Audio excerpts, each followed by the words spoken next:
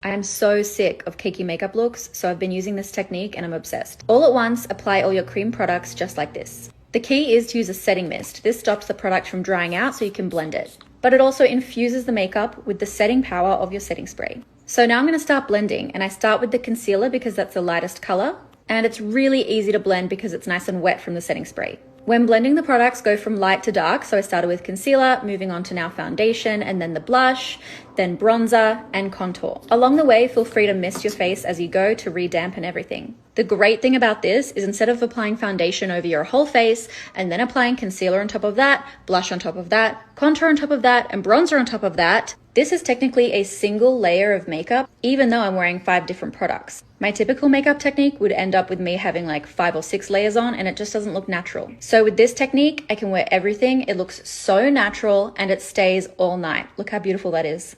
Try it.